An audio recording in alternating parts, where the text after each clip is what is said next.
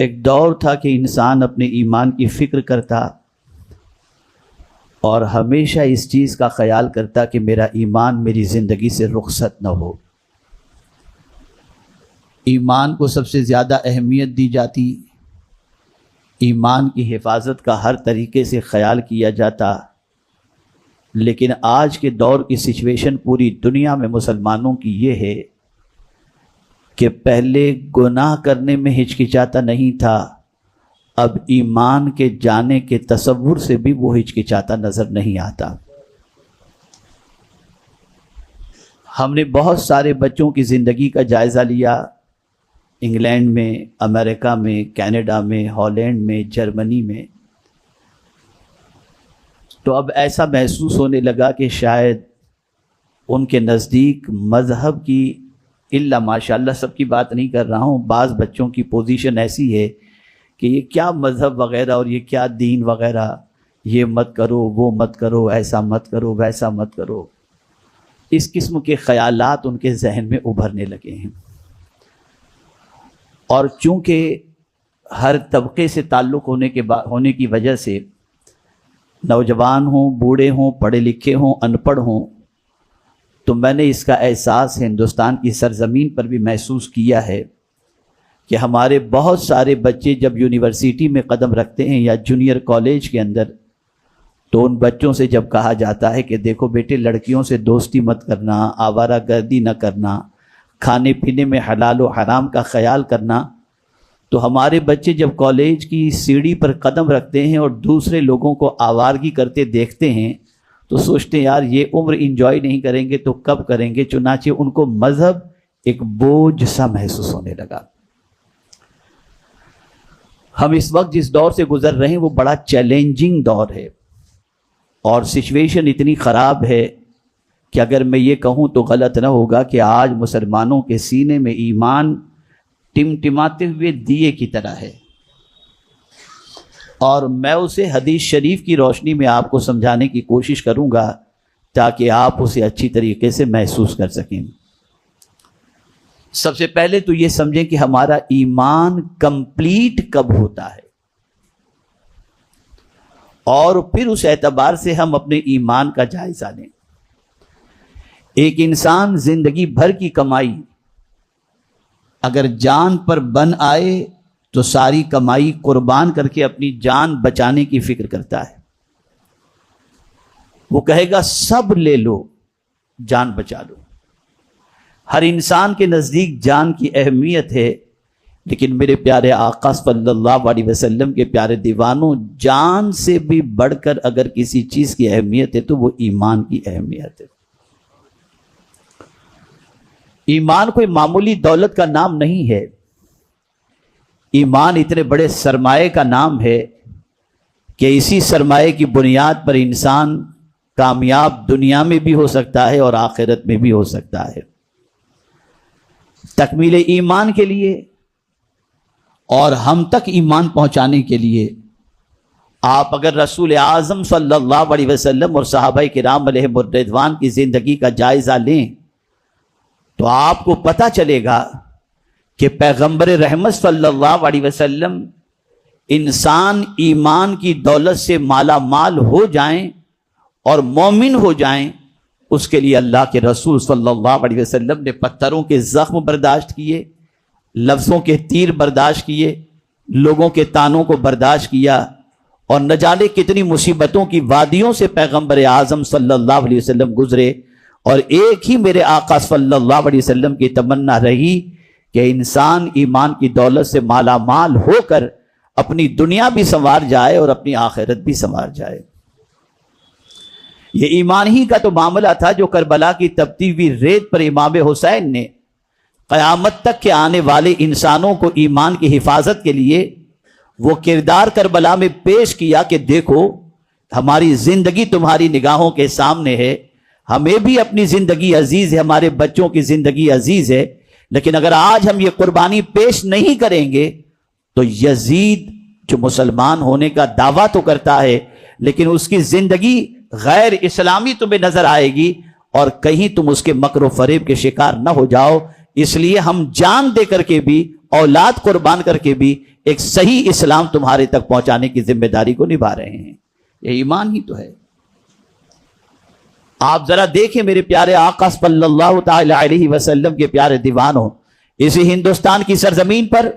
سلطان الہند خواجہ خواجگاں خواجہ معین الدین چشتی رحمت اللہ تعالی علیہ تشریف لائے. بزنس کرنے کے لیے نہیں آئے تھے، اس سرزمین پر زندگی گزارنے والے انسانوں کو اسلام کی عظیم ترین دولت سے مالا مال کرنے کے لیے آئے تھے. یہ ایمان اتنی بڑی دولت ہے. یہ ایمان ہی ہے جس کی بنیاد پر انسان زمین کے اوپر پرسکون اپنی زندگی گزار سکتا ہے، اور ایمان ہی کی بنیاد پر اس کا ایمان کے ساتھ خاتمہ ہوا تو اس کی قبر بھی بہتر ہو جائے گی اور اس کا حشر بھی بہتر ہو جائے گا. آئیے میں آپ کو سمجھاؤں اس ایمان کے کمپلیٹ ہونے کے لیے حضور صلی اللہ علیہ وسلم نے کیا فرمایا، اور اس کے بعد سوسائٹی کا جائزہ لیں، خود اپنا ہم جائزہ لیں.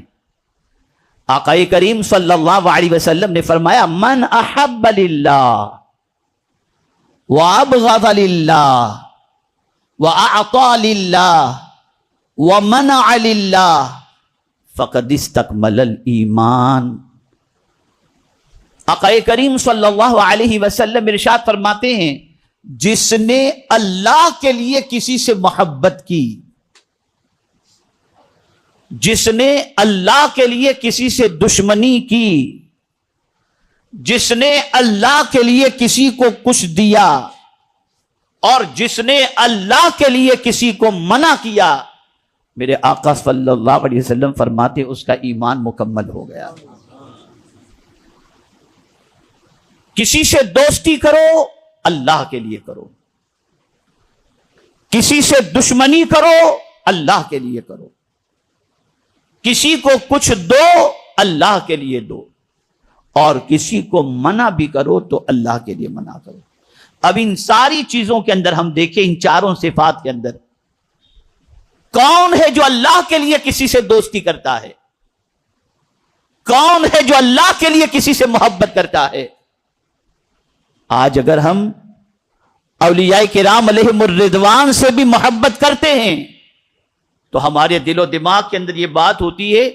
ان کے صدقے میں اپنا کام بن جائے گا، یہ اللہ والے ہیں. آستانے بہت سارے ہیں، اولیاء کرام بہت سارے موجود ہیں، لیکن ایک انسان جہاں کام بننے کے امکانات نظر آتے ہیں وہاں جاتا ہے، یہ سوچ کر نہیں جاتا کہ یہ اللہ کے دوست ہیں، ان کی بارگاہ میں جاؤں گا، ان کی نظر کرم پڑ جائے گی تو میرا دل بھی اللہ کی محبت سے سرشار ہو جائے گا. نہیں، ہماری دوستی، ہماری محبت صرف دنیا کے لیے ہو گئی، جبکہ ہمارا قرآن ہر چیز کے اندر ہمیں درس دیتا ہے. وَأَتِمُّ الْحَجَّ وَالْعُمْرَةَ لِلَّهِ، حج اور عمرہ کمپلیٹ کرو اللہ کے لیے، دکھاوے کے لیے نہیں، بتانے کے لیے نہیں، کاؤنٹنگ کے لیے نہیں، دولت جمع کرنے کے لیے نہیں، بلکہ اللہ کے لیے. ہم خود اینالائز کریں اپنی زندگی کے اندر کہ ہم کون سا کام اللہ کے لیے کرتے ہیں. خدا کی قسم بس اوقات تو میری عقل دنگ رہ جاتی ہے کہ آج ہم کسی کو کچھ دیتے بھی ہیں تو اس میں بھی ہماری غرض شامل ہوتی ہے. اللہ کے لیے ہمارا عمل، اللہ کی رضا کے لیے ہماری دوستی. بلکہ آج تو ہم دیکھیں تو میرے پیارے آقا صلی اللہ علیہ وسلم کے پیارے دیوانوں، ایک غریب لیکن دیندار، نماز کا پنکچوئل، حلال و حرام کا پنکچوئل، تہجد کا عادی، عبادت اور ریاضت میں کوئی کمی نظر نہیں آتی. اس کے مقابلے میں ایک ایسا شخص جس کے پاس مال و دولت کی فراوانی ہے لیکن فسق و فجور اس کی عادت، فضول خرچی اس کی عادت، نماز چھوڑنا اس کی عادت. ان دونوں کی زندگی کا جائزہ لیجئے تو ایک طرف وہ بندہ جس کی زندگی یاد الہی کے اندر گزر رہی ہے لیکن ہے غریب، اگر وہ مر جائے تو نہ اس کی زیارت کے اندر 10-20 سے زیادہ لوگ نظر آئیں گے، نہ اس کی قرآن خوانی کے اندر لوگ زیادہ نظر آئیں گے، نہ اس کو کاندھا دیتے ہوئے لوگ نظر آئیں گے. لیکن ایک فاسق و فاجر لیکن دولت اس کے پاس اگر ہے، وہ مر گیا تو سب چہرہ پٹی کرانے کے لیے وہاں پر حاضر نظر آئیں گے۔ یہ ہمیں کیا ہو گیا کہ ہم نے کسی کے اندر دین کو دیکھ کر اس کو پرائرٹی دینے کی کوشش نہیں کی۔ یہ برائیاں اسی طریقے سے پھیلی جب دنیا نے دیکھا کہ حلال و حرام کی تمیز چھوڑے بغیر اگر انسان مال و زر کما لیتا ہے تو ہر کوئی اس کے دروازے پر دستک دیتا نظر آتا ہے، تو پھر انسان نے سب کچھ چھوڑا۔ اب عبادت و ریاضت سے توجہ ہٹی اور حرام کی طرف توجہ بڑھ گئی۔ اور مجھے ابھی پرسوں میں انگلینڈ میں تھا اور مجھے ہندوستان سے ایک فون آیا، میرے رونگٹے کھڑے ہو گئے سن کر کے کہ ہمارے اسی محلے کی بات کر رہا ہوں، وہاں اب مسجدوں کے پیچھے بیٹھ کر کے شراب کے اڈے چلائے جاتے ہیں، شراب پی جاتی ہے، ڈرگز سپلائی کیا جاتا ہے اور نوجوان برباد ہو رہے ہیں۔ کیا ہو رہا ہے ہماری قوم؟ ہماری نسلیں تباہ ہو رہی ہیں، ہماری قومیں برباد ہو رہی ہیں اور ہم خواب غفلت کے شکار بیٹھے ہوئے ہیں۔ اللہ کے لیے محبت کرو، اللہ کے لیے دشمنی کرو، اللہ کے لیے کسی کو دو اور اللہ کے لیے منع کرو۔ جب تک کہ یہ کیفیت پیدا نہیں ہوگی ہمارا ایمان کبھی بھی مکمل نہیں ہو سکتا۔ میں یہاں آپ کو بتاؤں، حضرت موسیٰ علیہ السلام اللہ کے کلیم ہیں، بڑا اونچا مقام، قرآن مقدس میں ان کا تذکرہ بھرپور طور پر موجود ہے۔ حضرت موسیٰ علیہ السلام اتنے اونچے درجے پر نبوت کے اعتبار سے فائز کہ جس کی کوئی انتہا نہیں۔ اللہ سے ہم کلامی کا شرف انہیں حاصل تھا۔ غور سے سنیے گا اور اپنے ضمیر میں ہم سب جھانک کر کے دیکھیں۔ ایک روز رب قدیر نے حضرت موسیٰ علیہ السلام سے فرمایا، اے موسیٰ تم میرے لیے کیا کرتے ہو؟ تو حضرت موسیٰ علیہ السلام نے عرض کیا، مولا میں تیرے لیے نماز پڑھتا ہوں، مولا میں تیرے لیے روزے رکھتا ہوں۔ تو رب قدیر جل جلالہ نے فرمایا، موسیٰ نماز بھی تم تمہارے لیے پڑھتے ہو اور روزہ بھی تم تمہارے لیے رکھتے ہو، اس لیے کہ تمہاری نماز سے مجھے تو کوئی فائدہ نہیں ہونا، تمہارے روزے سے مجھے تو کوئی فائدہ نہیں ہونا، یہ کام تو تم اپنے لیے کرتے ہو۔ تو حضرت موسیٰ علیہ السلام نے عرض کیا، میرے مالک ذرا تو یہ بتا کہ وہ کون سا کام ہے جو صرف تیرے لیے کیا جائے؟ تو رب قدیر جل جلالہ نے ارشاد فرمایا، کیا موسیٰ تم نے کسی کو میرے لیے چاہا ہے؟ تم نے کسی سے محبت میرے لیے کی ہے؟ اللہ اکبر! حالانکہ حضرت موسیٰ علیہ السلام محبت بھی کرتے تو اللہ کے لیے، لیکن موسیٰ علیہ السلام سے کنورسیشن کے ذریعے اللہ تعالیٰ ان کے پردے میں امت کو یہ درس دینا چاہ رہا ہے، لوگوں تم اگر کسی سے محبت کرو تو اللہ کے لیے کرو اور کسی سے دشمنی بھی کرو تو اللہ کے لیے کرو۔ آج صرف مال کے لیے محبت ہو رہی ہے، آج صرف گناہوں کے لیے محبت ہو رہی ہے۔ آپ اندازہ لگائیں، وہ پیغمبر رحمت صلی اللہ علیہ وسلم جن کی صحبت میں اگر ایمان والا بیٹھ جائے تو اسے صحابیت کا مرتبہ نصیب ہو۔ آپ جانتے ہیں اللہ تعالیٰ نے حضور صلی اللہ علیہ وسلم کو کس کے ساتھ بیٹھنے کا حکم دیا؟ مسجد نبوی شریف ہے، ایک غریب صحابی جو اصحاب صفہ میں سے تھے مسجد نبوی شریف میں بیٹھ کر تلاوت کر رہے تھے، رسول اعظم صلی اللہ علیہ وسلم اس غریب صحابی کے پاس جا کر کے بیٹھ گئے۔ صحابی حیران ہوئے، آقا کریم آ کر میرے پاس بیٹھ گئے۔ جب تھوڑی سی شرمندگی سا محسوس ہونے لگا تو سرکار نے فرمایا، نہیں تم بیٹھے رہو، تم وہ لوگ ہو جن کے پاس بیٹھنے کا حکم میرے مولا نے مجھے عطا فرمایا ہے۔ اللہ فرماتا ہے وَاصْبِرْ نَفْسَكَ مَعَ الَّذِينَ يَدْعُونَ رَبَّهُمْ بِالْغَدَاةِ وَالْعَشِيِّ، اپنے آپ کو میرے محبوب ان لوگوں کے ساتھ روکے رکھو جو صبح بھی اللہ کی یاد کرتے ہیں اور شام کو بھی اللہ کی یاد کرتے ہیں۔ میں بڑی معذرت کے ساتھ عرض کرتا ہوں کہ آج دینداروں سے چہرہ پھیرا جاتا ہے، انہیں گھٹیا تصور کیا جاتا ہے، انہیں کسی لائق تصور نہیں کیا جاتا، ان کا کوئی مقام سوسائٹی کے اندر نظر نہیں آتا۔ العیاذ باللہ الا ماشاء اللہ۔ کیا ہو چکا ہے ہمیں؟ ہماری محبت کا زاویہ بدل چکا، ہماری محبت کا معیار بدل چکا۔ میرے پیارے آقا صلی اللہ علیہ وسلم کے پیارے دیوانوں، اب ہمارے ایمان کی کیا سچویشن ہے میں حدیث کی روشنی میں سمجھاؤں۔ آقا کریم صلی اللہ علیہ وسلم ارشاد فرماتے ہیں، تم سے ہو سکے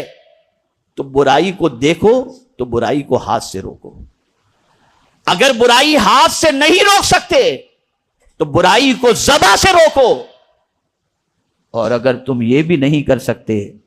تو اس برائی کو دل سے برا جانو، وَذَلِكَ أَضْعَفُ الْإِيمَانِ، کہ یہ ایمان کا سب سے کمزور ترین درجہ ہے کہ کسی برائی کو انسان دل سے برا جانے۔ اب آپ ہم سب اپنا جائزہ لیں کہ کیا برائی کو دل سے برا جان رہے ہیں؟ تو ہمارا ضمیر اندر سے جواب دے گا اب تو برائی کو برا نہیں، آج کے دور کی ضرورت کہہ کر انسان کرتا ہوا نظر آتا ہے۔ خدا را اپنے ایمان کی حفاظت کرو، ایمان ہے تو سب کچھ ہے، اور ایمان نہیں تو کچھ بھی نہیں۔ میرے پیارے آقا صلی اللہ علیہ وسلم کے پیارے دیوانوں، آج کے دور کی بہت بڑی ضرورت ہے کہ ہم ایمان کے سلسلے میں فکر مند ہوں، اور ہم کسی سے محبت کریں تو اللہ کے لیے، کسی سے دشمنی کریں تو اللہ کے لیے، اگر کسی کو دے بھی تو صرف اللہ کے لیے، اور کسی کو منع بھی کریں تو صرف اللہ کے لیے۔ اگر ہم نے یہ کیا تب جا کر اللہ کے رسول صلی اللہ علیہ وسلم کے فرمان کی روشنی میں ہمارا ایمان مکمل ہوگا۔ رب قدیر جل جلالہ، آقا کریم رؤوف الرحیم علیہ التحیۃ والتسلیم کے صدق و توفیل مجھے، آپ کو، سب کو اللہ اور اس کے رسول کے ارشادات پر عمل کی توفیق عطا فرمائے، اور ایمان پر زندگی دے، اور ہم سب کا خاتمہ ایمان پر